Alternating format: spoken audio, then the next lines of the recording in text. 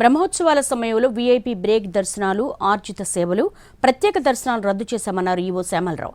భక్తుల కోసం 7 లక్షల లడ్డూలు సిద్ధంగా ఉంచడంతో పాటు లడ్డూ పంపిణీ కోసం అదనంగా 11 కౌంటర్లు ఏర్పాటు చేశామన్నారు. 1200 మంది టీటీడీ విజిలెన్స్ సిబ్బందితో పాటు 3900 మంది పోలీసులతో భద్రతా ఏర్పాట్లు జరిగాయన్నారు. తిరుమలలో 7 ప్రాంతాల్లో 4000 వాహనాలు, తిరుపతిలో 6000 వాహనాలకు పార్కింగ్ సౌకర్యం కల్పించామని తెలిపారు ఈవో.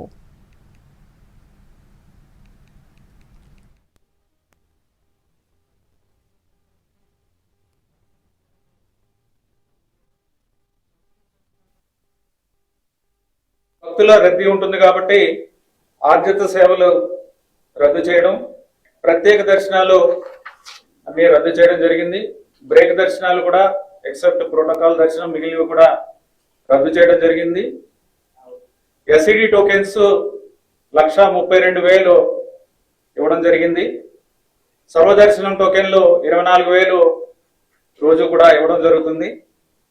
అలాగే అంగ ప్రదక్షిణ టోకెన్లు కూడా రద్దు చేయడం జరిగింది. లడ్డూ ప్రసాదాల వితరణకు సంబంధించి 7 లక్షల లడ్డూలు బఫర్ స్టాక్ లో పెట్టుకోవడం జరిగింది. అలాగే 11 అదనపు కౌంటర్లు కూడా పెట్టడం జరిగింది.